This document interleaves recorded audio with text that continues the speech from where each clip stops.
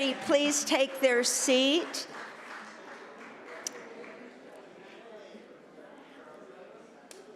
I'm so glad that some of you have stayed for the Tale of Two Governors. Yes. Both of these gentlemen are among the most popular governors that the state of Montana has had. 20 years apart, the history of their governorships are very different. But let me tell you a little bit about each of them in their road to getting to be governor. Marc grew up in Miles City in Libby to a family of educators.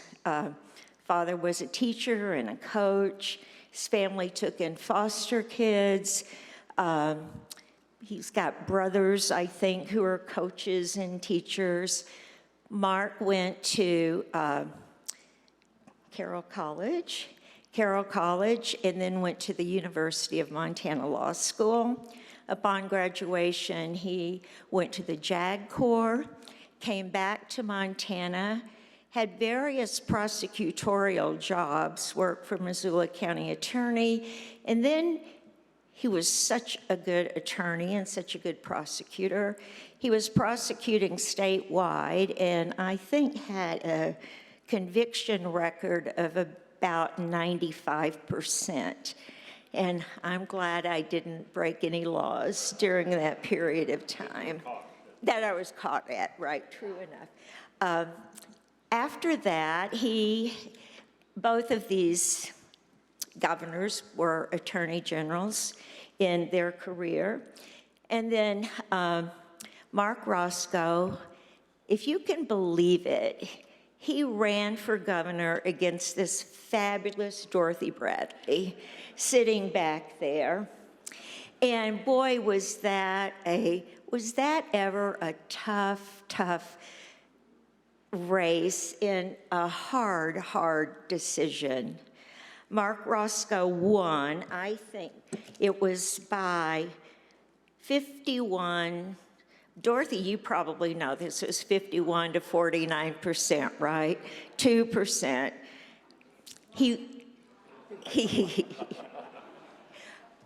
Oh, that is. He then ran for re-election. So that was in 1993.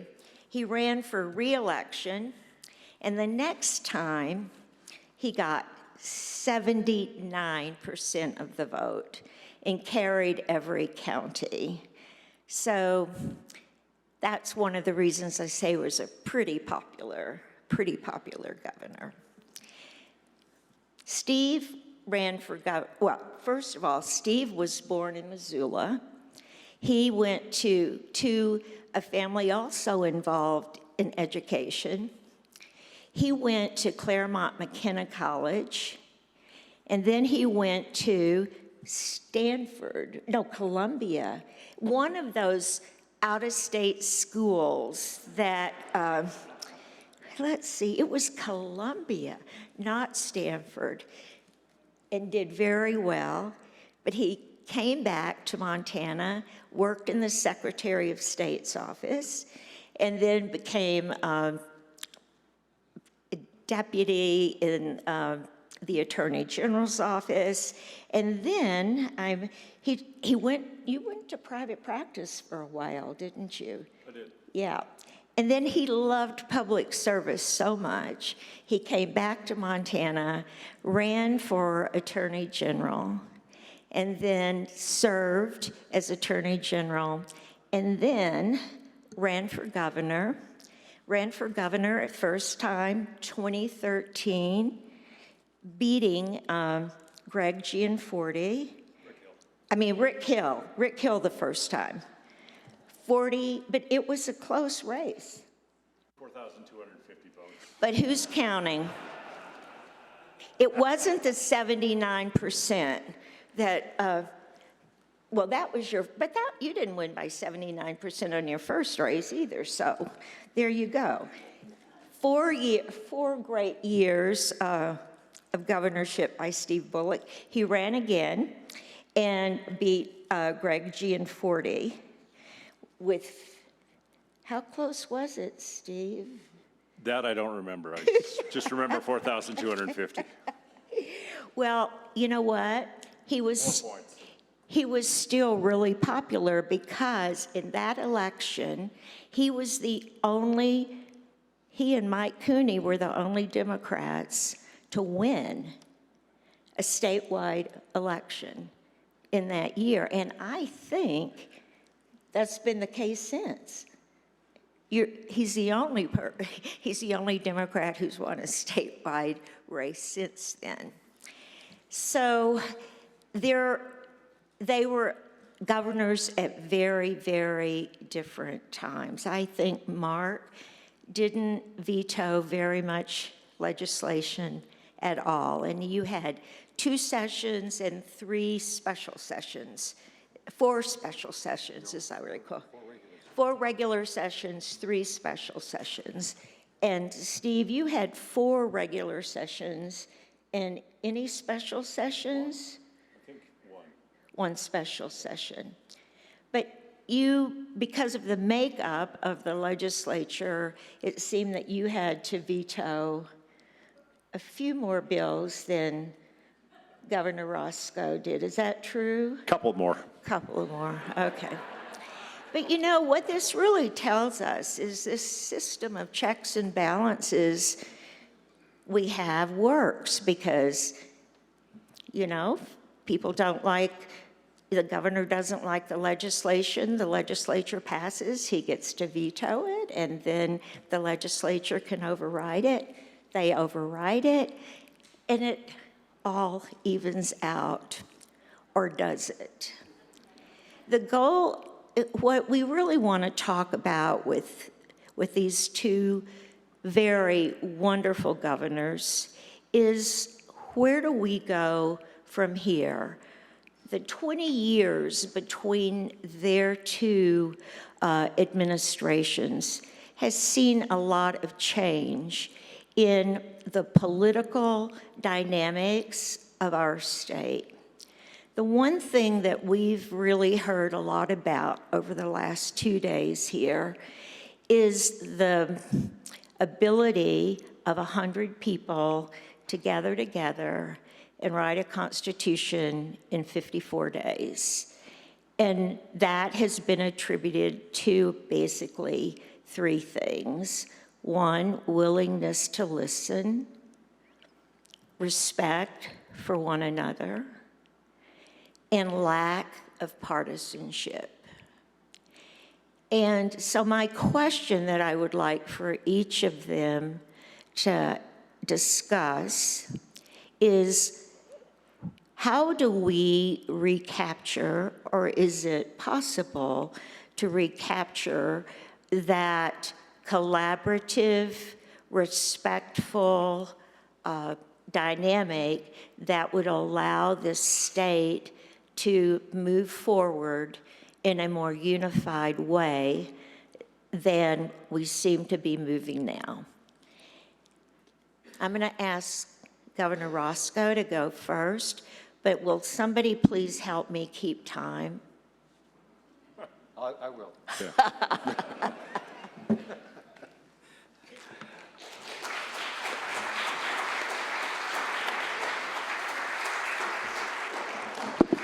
Well, good afternoon, and thank you very, very much for the privilege of being a part of this discussion. It has been both eloquent and elegant at the same time, and I'm quite delighted to be a participant. Steve has warned me that I should proceed with all due haste, and of course, I do recognize that you have had a long day, and as a consequence of that, I'm going to try to make certain that I observe some limits of brevity. It's never been my strong suit. I tend to be inclined the other way. My mother once told me, she said, you know, Marc, if something goes without saying, let it.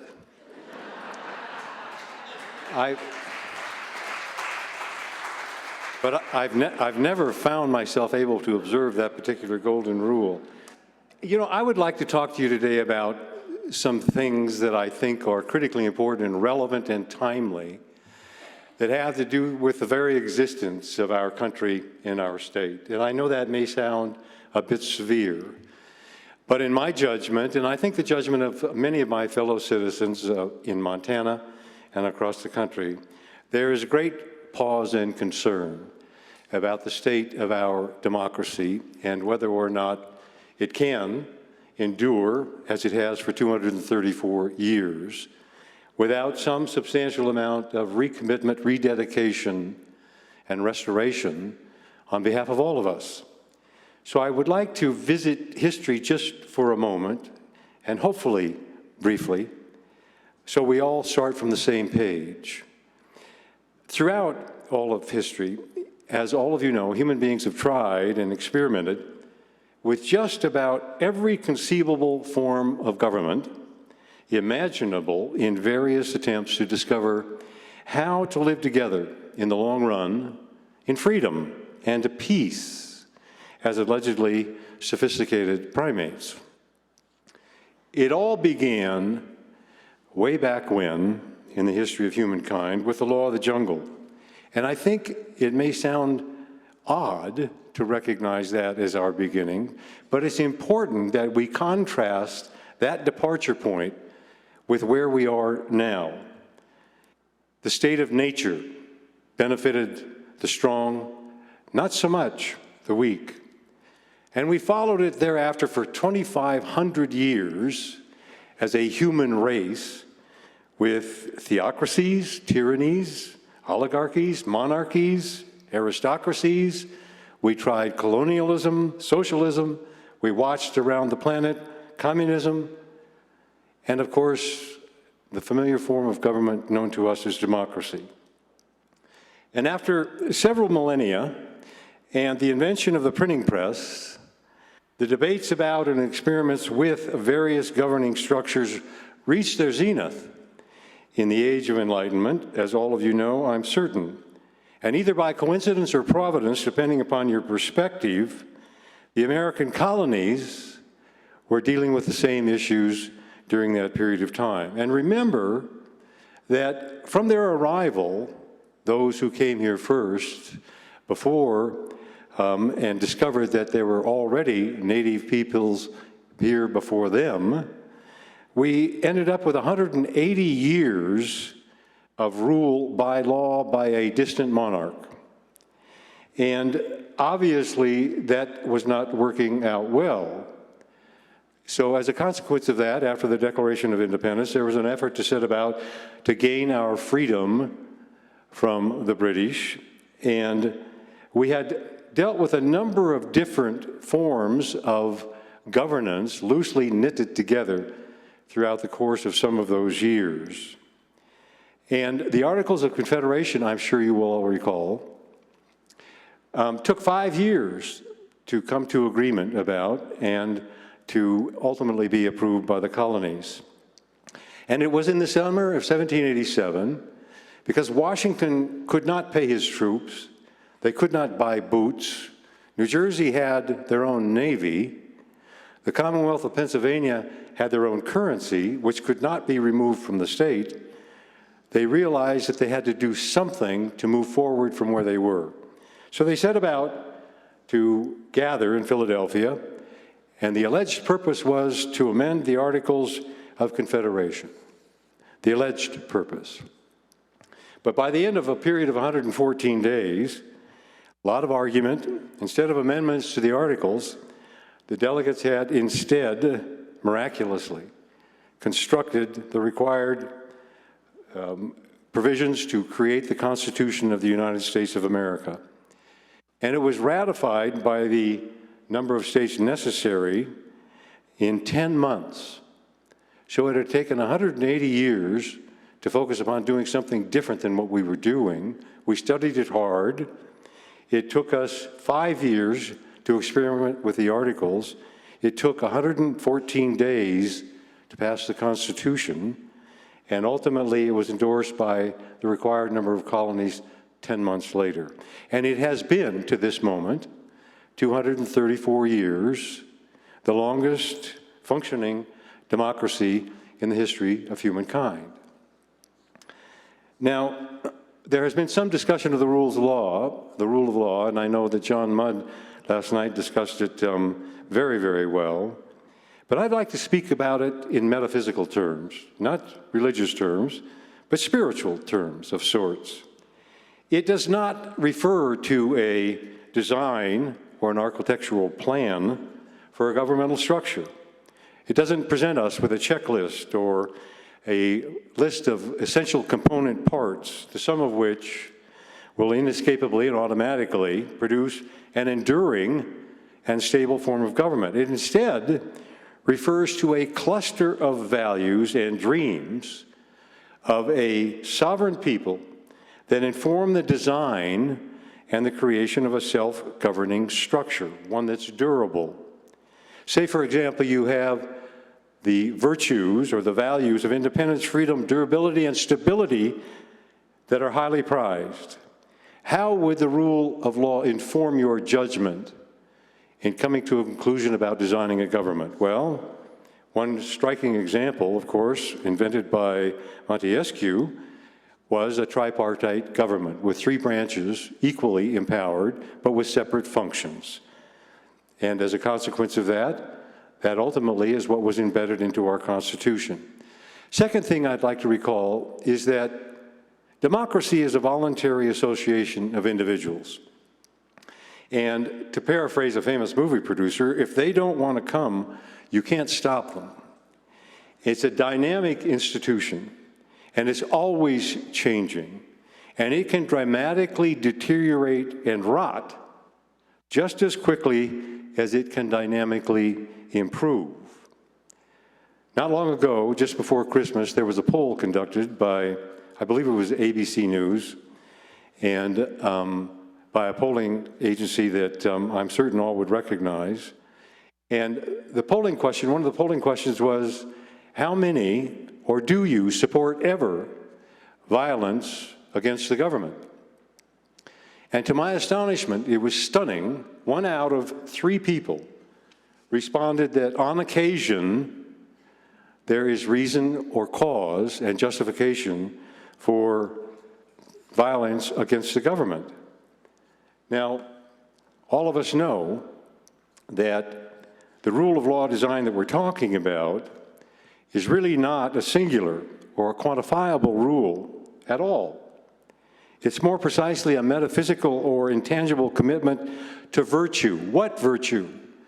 Faithfulness and fidelity to the Constitution of the state of Montana and the United States of America. It becomes operable through the consent and the discipline of the governed. And that virtue, though it does not come easily or instinctively to human beings, permeates every line and verse of the Constitution. And it provides the indispensable adhesive holding our union together.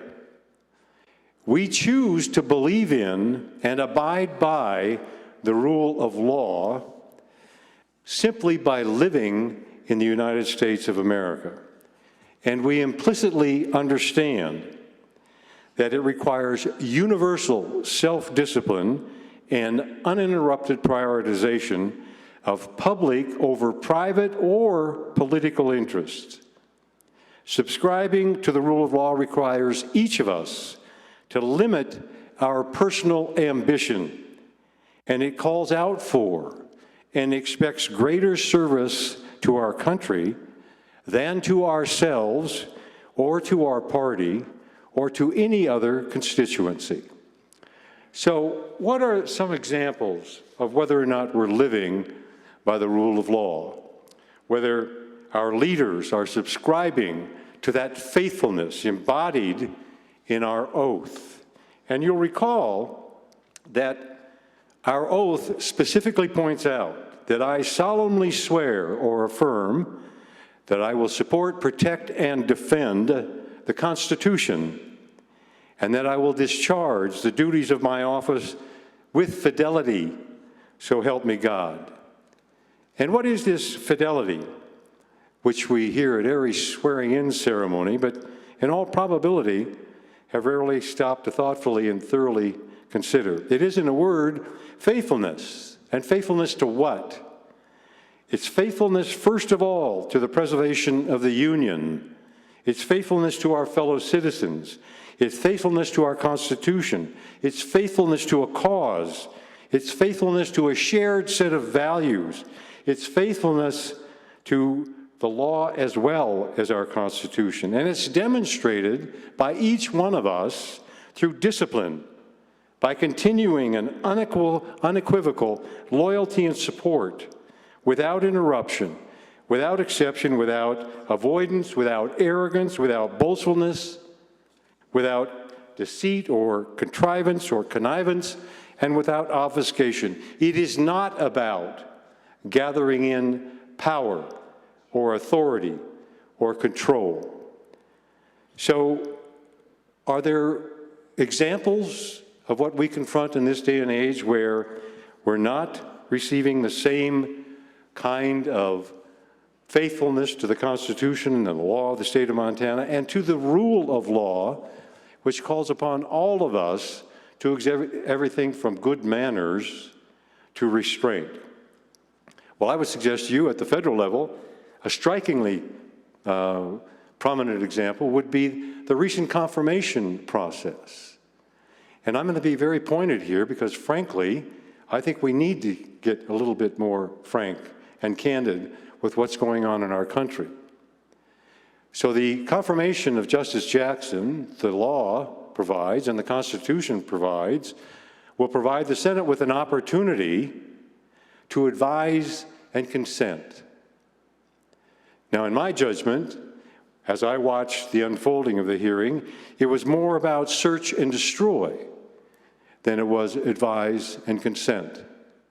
And for what purpose did that serve? What is the desire that's being fulfilled? It was predetermined. They had the votes, as my distinguished colleague Dorothy Bradley mentioned this morning.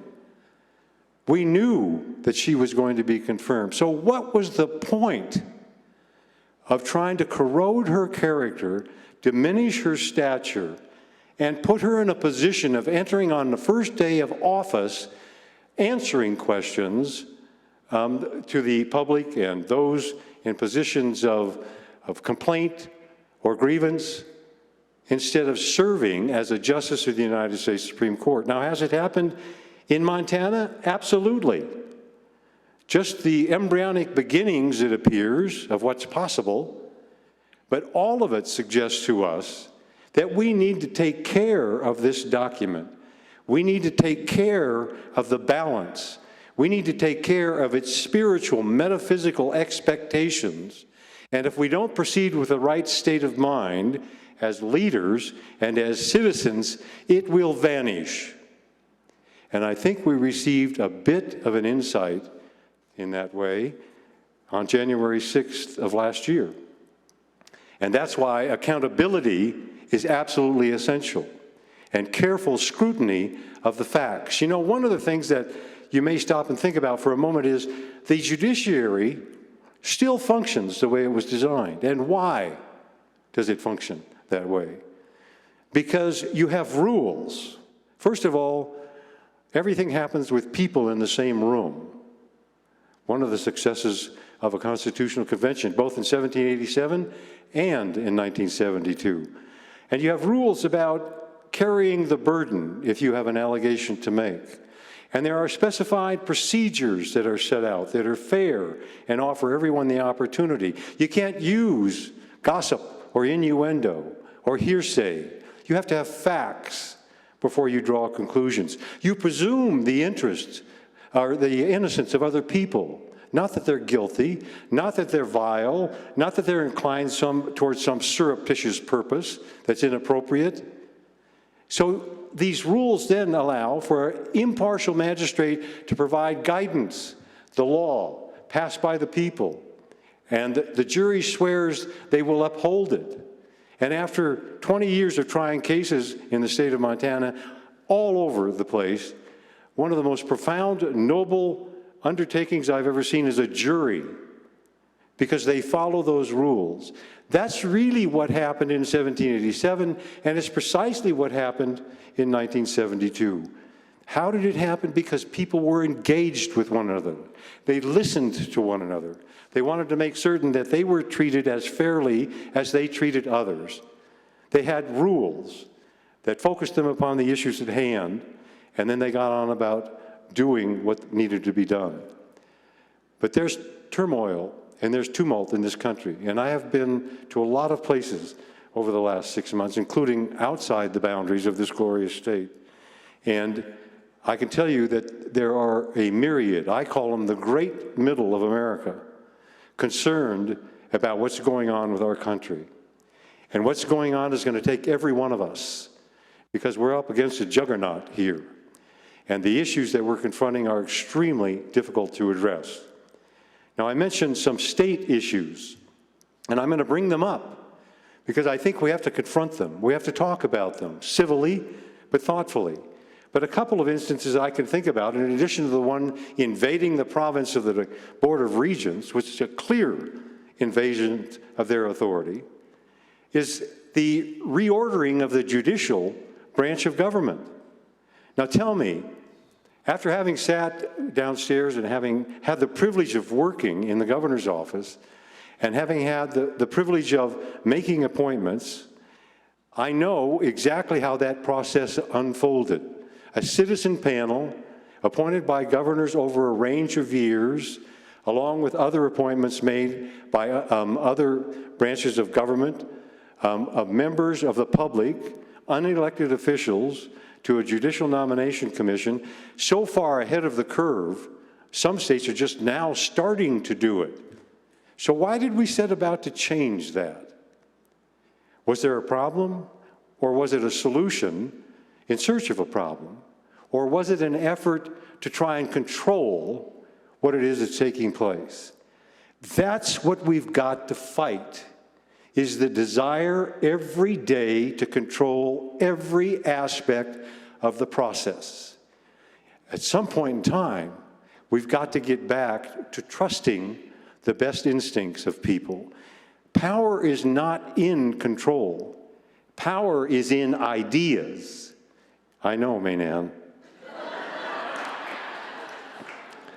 So we've got issues in this country, and you know we do, and we have issues fundamentally preserving our glorious Constitution, and we need to all get involved with this. And I mean with great energy and emphasis. We don't have to be nasty, but we have to get involved, and we have to require more from those who serve us. And we have to help and support those who are proceeding in good faith. But at the end of the day, we have a lot of problems to address. And so I would suggest that we have to do is get on about fixing them and taking care of one another. And we ought to do that with fidelity. So help us God.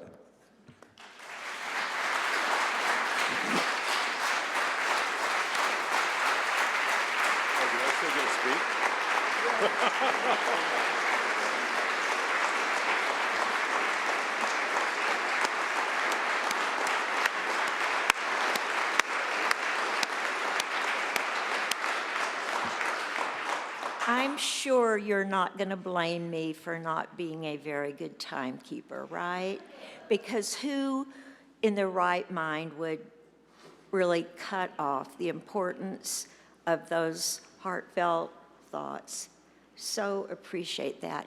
Now, I want to ask the rest of your indulgence that we go a little bit beyond 10 more minutes, so that Governor Bullock has an ample time, because his thoughts are very, very worthy of us hearing. So with your indulgence, let's let him speak fully without me trying to turn him out at 5:45. Thank you. Thanks, Mainan. No, thanks, Mainan. And look, if you want to get up and walk out, this wouldn't be the first time when I was giving a speech in this chambers that happened. So please do. And I thought we actually got to go till 6. What a wonderful introduction, Maynan. Oh, he went to Columbia. It gave me kind of this trauma of, so background, like I was raised 4 blocks from here. I learned about the governor's house because I delivered the Great Falls Tribune to it as a kid. But my first ad running for Attorney General, there was a little picture of Steve, and it said, Steve Bullock, schooled in California, New York. No wonder he wants to take our guns away. So thanks for the good flashback. And the good thing about Governor Racicot starting at the Magna Carta, I don't have to go that far back. But what I want to do is at least start, because whether you're a lawyer, a policymaker, a member of the media, one time or another, you kind of remember when you learned about sort of the marvels and the mysteries of the state constitution that you all, some of you wrote, and then the rest of you have been celebrating and again learning about over the last couple of days. And for me, it was about 30 years ago. It was I spent 1 semester at University of Montana Law School, and a guy named Larry Ellingson, he had a class on the Montana Constitution. I'll never forget, you show up the first day, and usually you get a syllabus, or maybe a little bit of an outline, but he gave every student this big box of books, right? All the proceedings, all of the transcripts. And he gave every single student one of those. And at the time you're like, well, shit, that's a lot to carry home. Or, boy, maybe someday it'll look good on my shelves as a lawyer. But he actually gave us so much more than, right, a set of books. Like, if we're willing to sort of crack the spine of those books, he was getting a set of keys, right? Each of us were given that key to unlocking sort of the wonders of this brief little document that helped shape and define what kind of Montana we were becoming and what kind of Montana we still are becoming. And as we went through the semester and started reading more and more of that, I, like others, recognized what an accomplishment that was, what you've been celebrating over the last couple of days. How amazing it must have been to be sitting in those committees, be those 100 folks drawn from, I saw Bill Burkhart, he was my pastor growing up, to Roger Wagner of Nashua, from all across the state. And they found something. And yeah, there's been a lot of talk about sort of, wasn't it amazing how they actually turned around and said, no, we're going to sit alphabetically. This won't be about partisanship. This won't be about urban versus rural. It's bigger than that. But I think actually there was also even more wonderment that comes out of it. There was a professor I had a long time ago who wrote an anthology, and he borrowed from Emily Dickinson, and he said, to dwell in possibility is the unambiguous gift of America. And I think that those delegates, as they got together, really understood that. Like, they understood that there's 85 years into this, but they're dwelling in possibility of what this ought to be. Taking the experiences, but knowing you can build something that 50 years later will still be equally relevant. Now, I've often said that generally, like, Montanans were libertarians that give a damn about one another, meaning that wherever you are on the political spectrum, there's a healthy and I think a reasonable distrust of government. But by the same token, we would do anything for our neighbors, and even those that we don't know. And I think when I really look at what the Constitution is, that's what it is encapsulating. It's actually keeping government in check. Look at that Declaration of Rights, like only the first 10, right? Popular sovereignty, self-government, inalienable rights, individual dignity, freedom of religion, freedom of assembly, freedom of speech, right of participation, public's right to know, right of privacy. And not just in that, but imbued throughout all throughout the Constitution, it was directives to what government can do and also what it can't. We often think of these are our rights, right? But incorporated into that is no, this is what government cannot do necessarily to you. So it is a head scratcher to me at some times that those that are suggesting that this Constitution, that was so well crafted, hasn't served the sort of test of time. Like, those are folks in government right now. Those are the folks that even if their legislative council staff says, you know what, you can't pass that, that's unconstitutional, they want to go ahead. Those are the ones that actually have some, to me, a degree of derision and scorn from the perspective of, look at what this document is. It's to do nothing more, by and large, than do a check on the power of government. And I'd say a little bit more, and I'll read one, though, because it also captured that giving a damn about our neighbors. You know, we read inalienable rights, and you talk a lot about it even through this seminar. All persons are born and free and have certain inalienable rights. They include the right to a clean, healthful environment, the rights of pursuing life's basic necessities, enjoying and defending their lives and liberties, acquiring and possessing, protecting property, and seeking their safety, health, and happiness in all lawful ways. But it doesn't stop there. The end of it might be as equally as important. In enjoying these rights, all persons recognize corresponding responsibilities. Where Maynard began with the question was, how do we have sort of that collaborative and respectful dialogue? Like, look, I know that on the one hand, like, you turn around and say, oh, you had a lot of vetoes. But what we miss is how we actually, people that really didn't agree, came together to provide health care through Medicaid expansion, or record investments in education, or Democrats and Republicans still saying that the most important thing is probably your ability to actually vote and exercise, and had some of the most transparent campaign finance laws in the country. First time I actually stood up here was my first day of the state, and I'll never forget it because move in, right? My kids are 6, 8, and 10.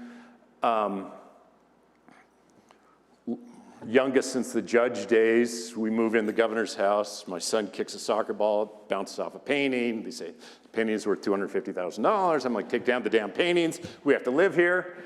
But I said that, you know, you're going to hear some differing sounds from the governor's office, and that's the sound of kids. And during that State of the State, I said, we all have an obligation because kids learn from our words and our deeds. What we say and what we do really matters.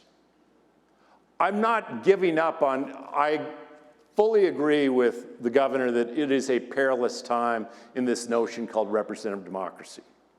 And we always have to remember that democracy, it's not an outcome, it's a process, right? And that process demands sort of recognizing the corresponding responsibilities that the inalienable rights section provides. We need to make sure to instill that. We need to ask more of our policymakers, no matter where they are on the aisle, on sort of the political spectrum. We can't give up on that, because if we give up on those norms, it's all gone. But we also have to call out, I think, at times where, look, the 1972 Constitution, it wasn't a liberal thing, it wasn't a conservative thing. It was actually defining what we don't want government to do to us. We still have to dwell in the possibility of our state and our country. There are risks, and the risks are real. But that doesn't mean that better angels, if the better angels are also pushed by the electorate and by others, that we can't do a hell of a lot better than we are today. So thank you for having us.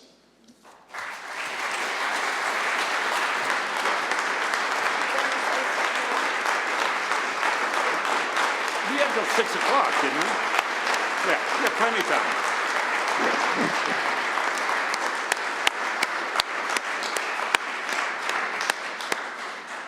Yes, these gentlemen are both really happy to take questions. So Susan will come back up here and operate the microphone so we can recognize Fred back there. You didn't tell us we'd have to answer questions, Mayanne. Get your Get your microphone. Get your microphone. Well, I'm gonna, yeah, get your microphone.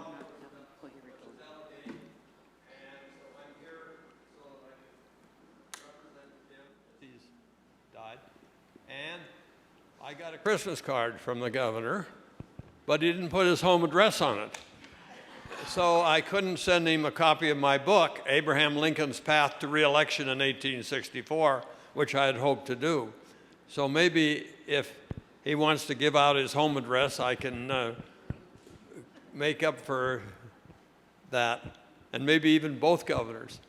Yeah, he's like that. He won't give out his address. I was about to say, it was him, right? I love your book.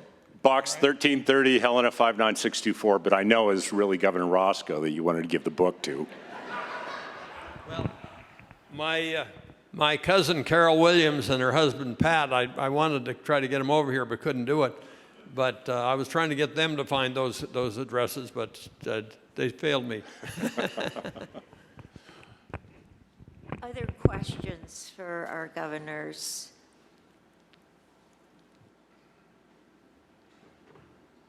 No. Oh, yes. Yes, Jim Malloy. It's 58. So I want to thank both of you for the compelling comments you made. Governor Racicot, I want to point out one thing that I do think is a threat to our democracy, and that is that the current United States Supreme Court is not demonstrating any respect for stare decisis and precedent.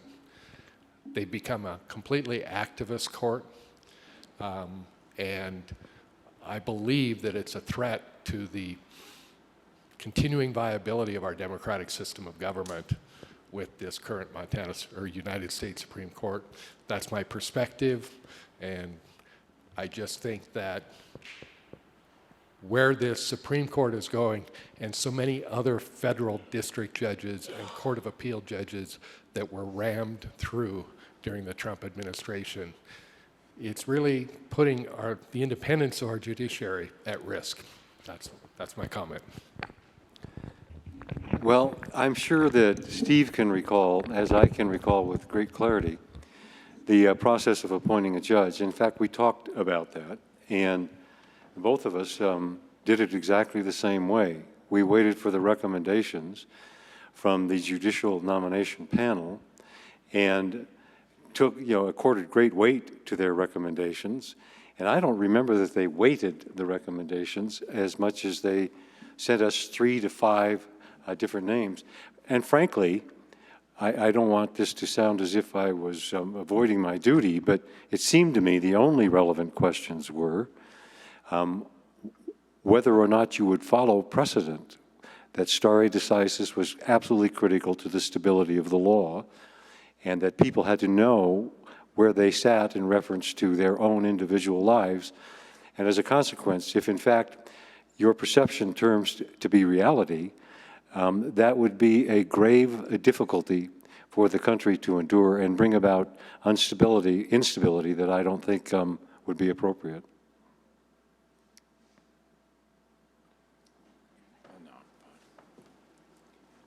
Evan Barrett, yes. Thank you. And thank you both for your great words.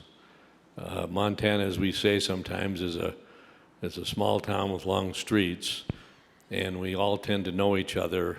And I consider it part of my being a Montanan that I've been able to be a good friend of each of you for many, many years, notwithstanding our political aspirations or what we do politically, because in both cases with you, I never doubted that we were seeking a better government, a better state in what we were doing.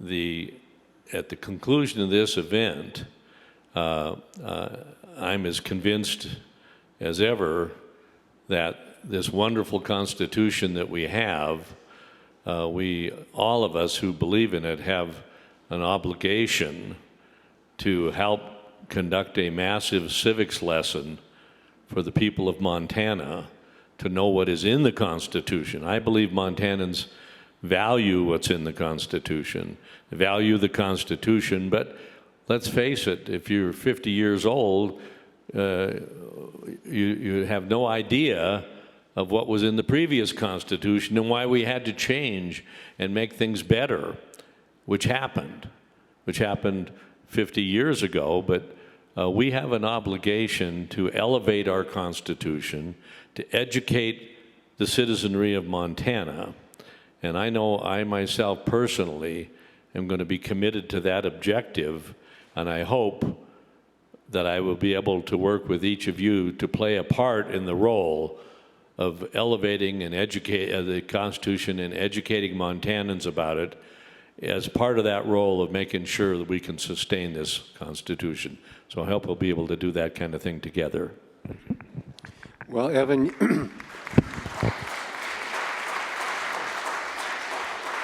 you never want to provide me an opportunity to sneak in into the discussion. I think there's a lot of different moving parts to this. And a part of it has to do with how our lives have changed in this country. There's a lot of aggrieved people as a result, because things are not the same. The internet has complicated things immensely, especially our political life. And we have to do something about social media in this country, because it is absolutely corrupting politics and families and people across the country, tearing at the adhesive of what it is that binds us together. But there are some policy initiatives too, like, for instance, Bob Brown and I are strong advocates of an open primary system, so that a majority of people, because I'm absolutely convinced that there's a huge group of people in the middle of the political spectrum that, and I would guess close to 60 or 65% of the people who are gravely concerned about what is going on in our country. And I know that the old adage could be true, that every old person feels like a person that is always asking, like a young person might, what happened here? But I think that it's a series of different factors that have put us where we are, and it's going to take a huge and Herculean effort. But some policy prescriptions, campaign finance, the fairness doctrine, the decency in communications rule that provides exemption for all of these alleged commentators and political hucksters to be liable for their untruths. So there are some things that we can do that are real, but you're absolutely right. The engagement of every one of those people in that spectrum of 65% of the people is going to have to get engaged. You know, Steve and I were talking, and he vetoed a lot of bills, but it's a reflection really of this. It was a remarkably different time when I was accorded the privilege of working in the governor's office. There was no overreaching like there is now. There was no unscrupulous craving for power's sake. And as a consequence, we had the ability to engage with each other early, and we discussed things on their merits. Now, I know that might sound like ancient history, but it was just 20 years ago. And so I didn't have to veto bills, because we worked things out before we got there. And we didn't text each other or tweet each other or retweet somebody else or share or like any of that. We talked to each other. I mean, I think Congress has to change all of their rules of process and procedure. I mean, they come home Thursday night, they go back Tuesday morning. They spend a day and a half potentially running into each other. And how do they communicate? They communicate with text and tweets, edgy, angry, bitter. It's mutual incomprehension that they are involved in. And as a consequence, here we are left with wondering what happened to us. So I don't think we're at the precipice. I don't think we're looking over the final cliff here. But what I'm saying is we better get on our horse and ride. And that involves virtually all of us.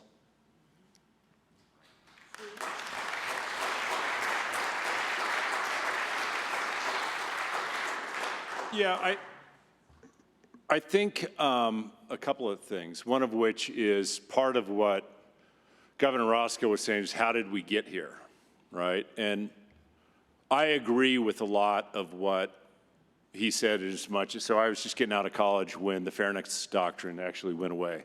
I'll be damned if that wasn't when this guy named Rush Limbaugh first came up. Yeah. And you look at it, and it's not just on the right, that journalism still is so damn important, yet 31% of Americans have a great deal or a fair amount of trust in what radio, TV, or news reporting is, because a whole lot of it isn't there. I think a big piece of it is Citizens United. At the end of the day, if money is speech, but money outside money actually drives people further to the left and to the right, it's hard to ever find any sort of commonality. And more than just what it does to elected officials when regular people feel like they don't have a voice. I think that, look, you could look at 2006 to 2016. 80% of households in this country saw their income stay flat or drop. If you don't know how you're going to make it to the end of the month, you don't care about climate change in the end of the world. All of a sudden, the challenges that people have aren't a problem to solve. It's an issue to divide. I'll say a whole lot of folks on my side of the aisle say that, oh, this is all Donald Trump. I think President Trump was the result, not the cause, of people feeling like the economy and the political system doesn't work for them. I will say, though, even if he wasn't the root of it, what is being cultivated from those roots are a real challenge right now. When you deny the results of the election, when you stand back and stand by, when basically our nation's capital is overrun, when you have state legislatures passing laws not just to make it harder to vote, but also to actually be able to overturn the results of an election based on results. When 50 candidates this year running for governor in 24 states deny the results of the 2020 election, look, that goes beyond disagreement. I can't tell you how many times I disagreed with people, other elected officials. I can't tell you how disappointed I was at times in election results. But we all have an obligation to a degree, if democracy really is not an outcome but a process, to stand up and say there are certain norms that we have to accept, win or lose. I think some of the frustrations with the 1972 Constitution are that there are some folks that say, you know what, I can't get what I want out of this, just like I can't get what I want out of the 2020 election. These issues are bigger than any individual or any political party or any political interest. Where you had started with this question, Evan, is like, how do we make sure people understand this, right? How do we make sure people understand the importance of the 1972 Constitution? I think we all have an obligation, because most people's lives are candidly too busy or too just frenetic to give a damn about a state constitution. But when we're seeing an erosion of the norms of even, how do we sit around a table if we can't even agree that a table exists? Like, we have to get, and look, he sounds better than me. Like, I always said Governor Roscoe is honey on your brain. Like, it just sounds so damn good. But what we agree on, and it's not hyperbole, is that we are at a tenuous point, I think, in this 244-year experiment called representative democracy. And it's going to take a lot more than Governor Roscoe or I or Representative Beatty or journalists. It's going to take all of us to say, we don't always get what we want, but we know that we could be better than where we are today, and we also know it could end up a lot worse.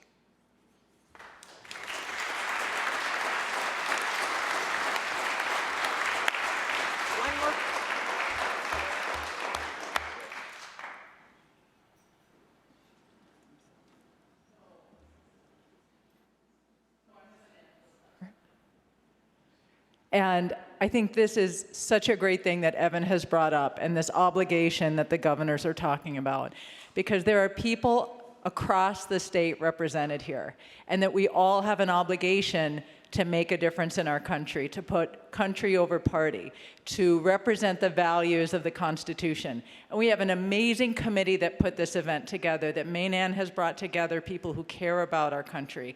There's the League of Women Voters, there's Leadership Montana, there's the Mansfield Center through Rob.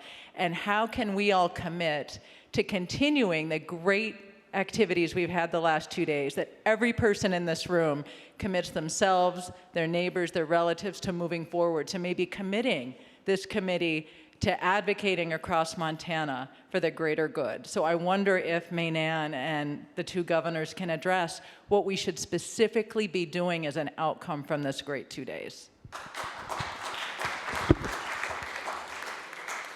Well, Dina, you didn't introduce yourself. As the executive director of the Mansfield Center, this is what you do so well. So we're going to come to you and ask you about organizational principles.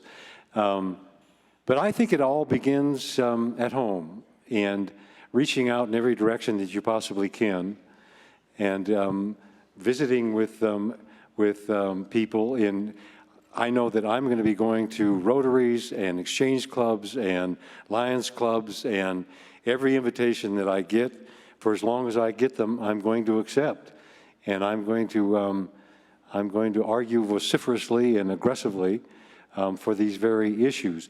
But I do think that there are some campaign organizational efforts. In fact, there are two ongoing presently that I'm aware of.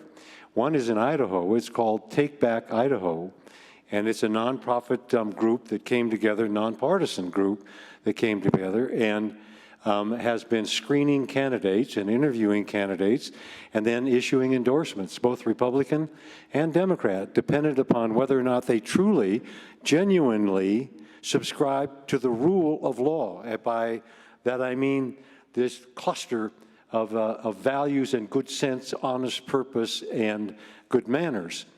There's another one in Kalispell that has formed, and in fact, through the primary, did interview the candidates. They took positions. Some could allege that they had some impact up in Kalispell, even though they had a very short period of time within which to get engaged. I know that there's another one from a friend of mine that she's contemplating in Libby, Montana. It's obviously not the population center of the world. It is, however, having been raised there, the cultural, intellectual, and political capital on earth. And I don't understand the jeers. It's much like Malta, Jim. How could you scorn my original beginnings? Anyway, you know, I think we could prepare or consult with those people who have had some success with this. We've had success in other ways when we chase issues with initiatives and referenda. I know that Bob Brown and I are going to be doing everything from getting a bill introduced to, with a lack of success, and we don't think we will because both parties are opposed to it, we're going to go to the people. In Washington, they passed an initiative. It was challenged, went to the United States Supreme Court. It came back, and guess what? 65% of the people voted in favor of their open primary. And having been on the inside of a very detailed party operation, I can tell you that they profoundly influence who it is that becomes candidates, who gets funded, where the money goes in different races. So we need to do something about limiting finance. That'll take a constitutional amendment. So be it. If that's what it takes, let's get on with it. I mean, it's absolutely obscene what's going on in this country presently.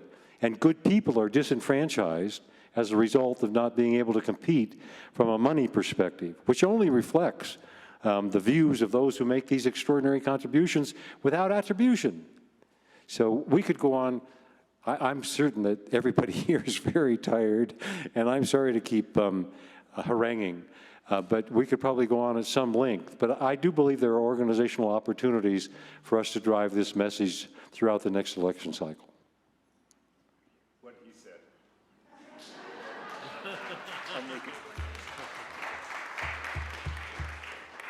I don't know if this is on. Hey, being raised in Phillips County, Malta, you guys, if the judiciary, our judiciary is our safety net in the country, in the state.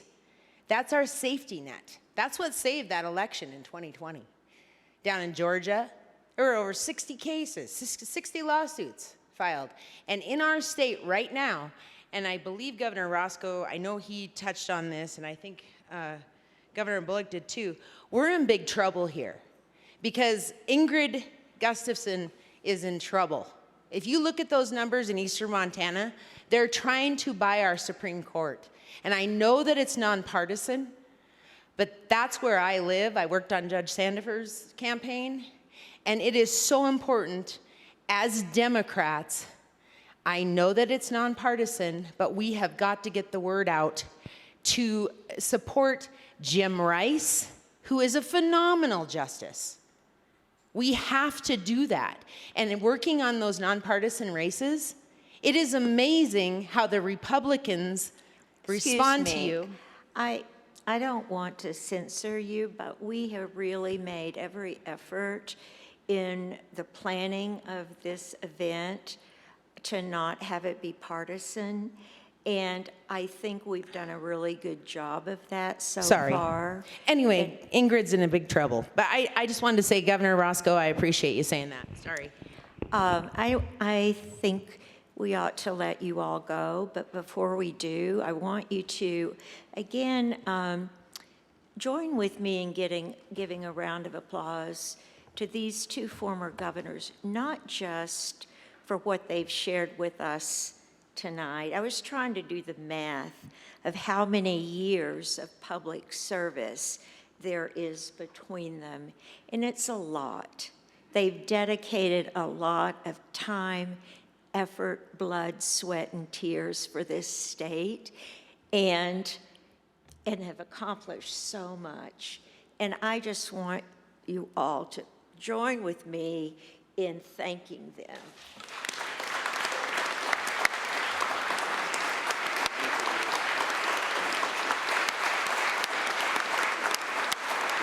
Good work.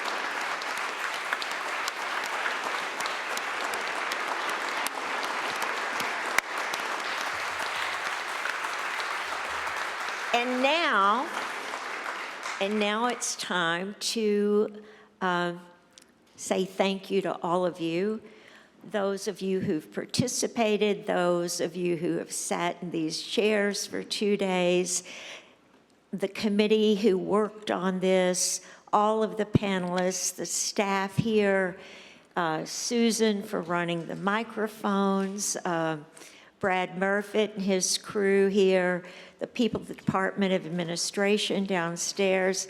Thank you, thank you, thank you all. I do believe that the Montana Constitution has been well loved by this group. Thank you.